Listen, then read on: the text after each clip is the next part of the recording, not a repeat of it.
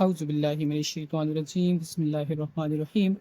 Welcome back to the new lecture. And आज का जो हमारा टॉपिक है that is about Coulomb's law and Newton's laws. हमने कूलम लॉ को और न्यूटन्स लॉ को रिलेट करना है, तो आज हम इसको डिस्कस करते हैं। सो क्वेश्चन इज़ कि coulomb law fits well into, कि आपके पास जो कूलम लॉ है वो ये जो चार लॉज दिए हुए हैं, आपके पास चार ऑप्शंस हैं, इनमें से किस लॉ पे बिल्कुल फिट आता है। मतलब जो चार लॉज गिवन है इनमें से किस लॉ के साथ कूलम लॉ की रिजेम्बलेंस है, जो दोनों मैच करते हैं किसी न किसी पॉइंट पे आके। तो आपके पास मैं अगेन स्टेटमेंट को रिपीट कर देता हूँ, Coulomb law fits well into. तो बच्चे इसका करेक्ट आंसर आपके पास जो होगा, correct answer will be Newton's third law of motion. कि आपने जो न्यूटन थर्ड लॉ पढ़ा हुआ है ये उस पर बिल्कुल फिट आता है। लेकिन नाउ द क्वेश्चन इज के how coulomb law fit into Newton third law. तो इसको थोड़ा सा डिस्कस करते हैं। मान लें कि हमारे पास दो चार्जेस हैं, this is Q1 and this Q1 is separated by a distance R from Q2। कि हमारे पास एक चार्ज Q1 है और एक जो फास्ट डिस्टेंस है जो इसको Q2 से सेपरेट कर रहा है, या Q2 जो है R डिस्टेंस की दूरी पे है, इसको हम R का नाम दे देते हैं। अब यहाँ पे होता क्या है कि जब ये दोनों चार्जेस एक दूसरे की फील्ड में आते हैं या एक दूसरे के साथ इंटरेक्ट करते हैं, तो ये दोनों चार्जेस एक दूसरे के ऊपर फोर्स लगाते हैं। मैं कहता हूँ कि ये वाला जो चार्ज है, पहले वाला चार्ज, ये क्या करता है, दूसरे चार्ज के ऊपर फोर्स लगाता है।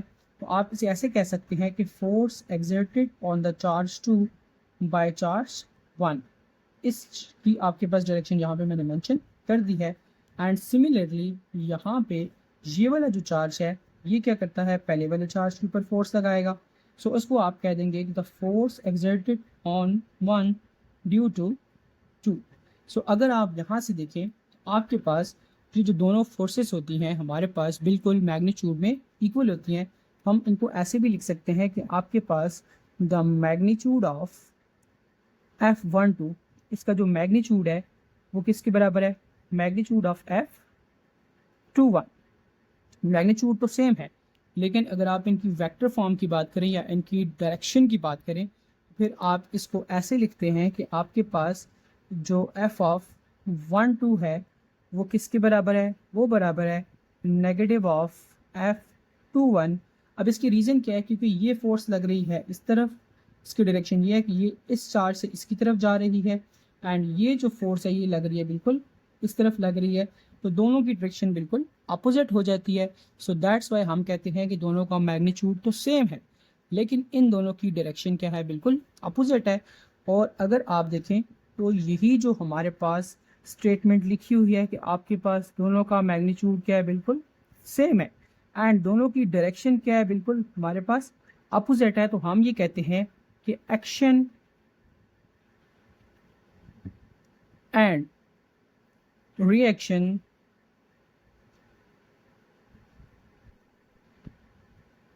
has same magnitude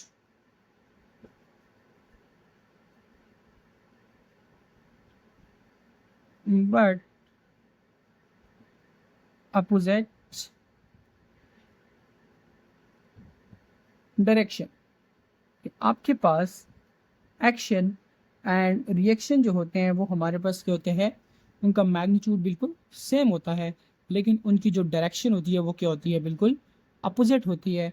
and this is basically Newton third law. ये क्या है हमारे पास, Newton third law of motion है। सो आप सिंपली कह सकते हैं कि कूलम लॉ जो है वो बिल्कुल फिट आता है, वो किस पे आता है, वो आता है Newton third law of motion के ऊपर। क्योंकि हमारे पास जो फर्स्ट लॉ है, फर्स्ट लॉ बेसिकली क्या करता है, ये क्या करता है, फोर्स को डिफाइन करता है। This is the definition of force, की डिफिनेशन ऑफ फोर्स है। सेकेंड लॉ जो है ये हमें बताता है मैग्नीट्यूड ऑफ फोर्स के बारे में, कि भाई किसी भी चीज़ के ऊपर जो लगने वाली फोर्स है उसका मैग्नीट्यूड क्या होगा। सो हमारे पास जो थर्ड लॉ है वो थर्ड लॉ हमें बताता है कि हमारे पास जो कोई भी फोर्स है उसके कॉन्सिक्वेंसेस क्या होते हैं। कि अगर किसी चीज़ के ऊपर कोई फोर्स लग रही है तो क्या जिस चीज़ के ऊपर फोर्स लग रही है तो आगे से वो भी किस तरीके से रिएक्ट करेगी या फिर नहीं करेगी। जब भी आप फोर्स लगाते हैं तो उसका कॉन्सिक्वेंस क्या होगा। अब ये चार्ज इसके ऊपर फोर्स लगाता है तो इन रिटर्न ये वाला चार्ज इसके ऊपर फोर्स लगाता है। तो यही बेसिकली हमारे पास क्या है, Newton third law of motion है और इसकी रिजेम्बलेंस है हमारे पास कूलम लॉ के साथ। सो इस तरह की मज़ीद अच्छी अच्छी वीडियोज़ देखने के लिए हमारे चैनल को लाइक करें, सब्सक्राइब करें और कमेंट करें और बेल आइकन पे प्रेस करें ताकि हर नए आने वाली वीडियो आप तक जल्द से जल्द पहुंच सके। Thank you very much.